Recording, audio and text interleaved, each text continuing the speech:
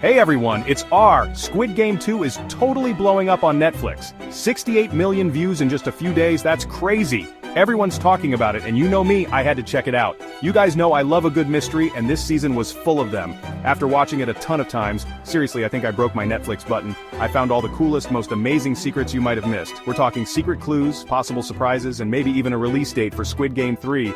Get ready to be amazed, because things are about to get wild. Grab your snacks, get comfy, and let's dive in. Okay everyone, let's talk about those masked guards. This season, we learned a little more about them, thanks to Player 11. Turns out, they're in just as much debt as the players. They're working for the organization to try and fix their own money problems. Pretty messed up, right? But here's the question, how do they even get recruited? Remember that first episode with Gi-hun in the subway? That guy who challenges him to that Defectors game makes Gi-hun choose between a blue and a red tile. At the time, it seemed like a random choice, right? But what if it wasn't? What if picking blue makes you a player, and picking red, well, let's just say you might end up wearing a mask. It's just a theory, but it would make sense. We've all seen those tense moments when the guards run into the dorm, especially when a new game's about to start. But did you notice that they're not always carrying weapons? The first time those guards walk in, they don't have anything. No guns, no sticks, nothing. But every time after that, boom, they all have guns. The Squid Game creators are all about the details, so this isn't a mistake. Think about it, that first time, the players don't know what's going on. They don't know it's life or death. So, the guards not having weapons? That's on purpose, so they don't scare everyone before the games even start. It's all about being in control. This next detail is really small and you might only notice it if you're watching in Korean. We've had characters from North Korea in both seasons, No Wool in this season and number 67 in the first. They both speak with a North Korean accent, but only when they're with people they trust, like family. Around everyone else, they change how they talk and try to sound South Korean. It's actually really clever. In real life, many North Koreans who escape to South Korea try to hide their accent. It's about blending in and avoiding trouble. The creators definitely did their homework. Chapter 4.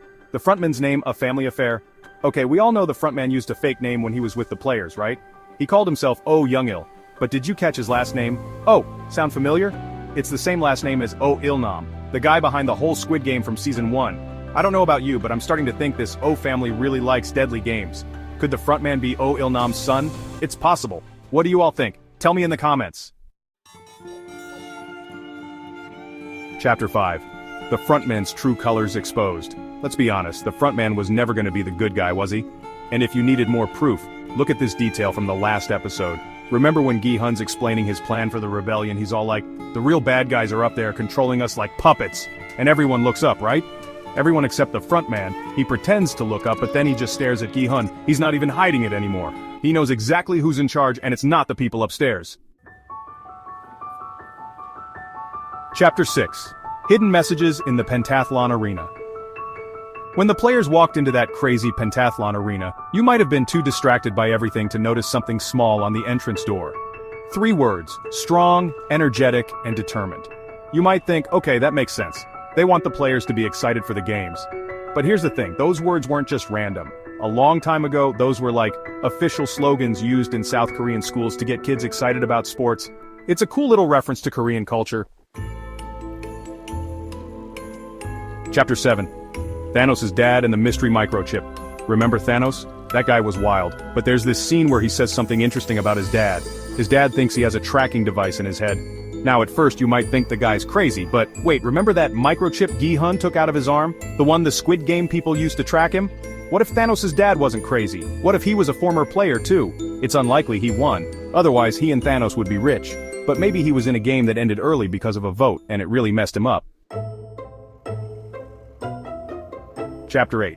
The editing mistake that slipped through. Okay, the Squid Game crew is usually great at editing, but even the best can make mistakes. Check this out. When Junho is eating with his mom, there's a shot where he has a bowl of rice and other dishes, including noodles. In the next shot, poof! The bowl of rice is less full. Plus, he's got noodles on his chopsticks in the first shot, and then they're gone in the next. A tiny mistake, but hey, we all gotta eat, right? Chapter 9. Gi-hun's memory wipe.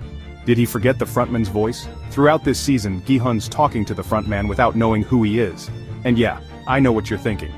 Gi-hun's never seen the frontman's face, so he wouldn't recognize him. But what about his voice? Most of the time, the frontman's wearing that mask, changing his voice. But remember the Season 1 finale? The frontman talks to Gi-hun without the mask. Gi-hun heard him clearly. You'd think he'd remember that voice, right? But then again, 3 years is a long time. Maybe Gi-hun's memory isn't so good anymore.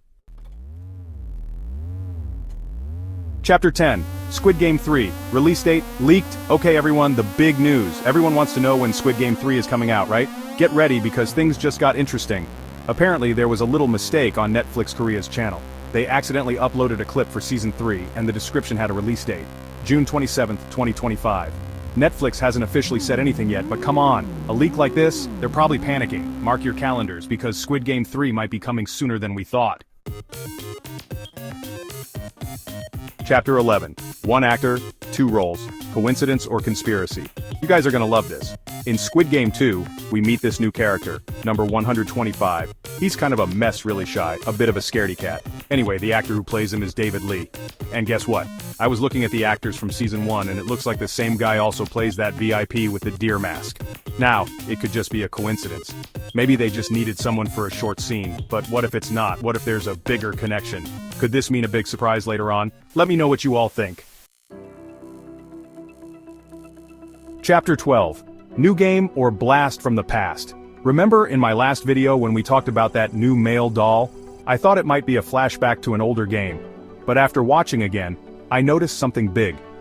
Look at number 100. His haircut looks a lot like the current number 100, right? But here's the important part.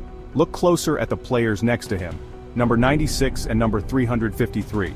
Those guys are standing right next to number 100 in a scene from earlier in Season 2. That means this new game is probably happening now, not in the past. Mind blown. Outro, don't forget to like and subscribe. And there you have it. Those were some of the craziest, most amazing secrets hidden in Squid Game 2. This show is awesome when it comes to secrets. What did you all think? Did I miss anything? Let me know in the comments below. And while you're there, hit that like button and subscribe to the channel for more crazy theories and breakdowns. Thanks for watching, and I'll see you in the next one.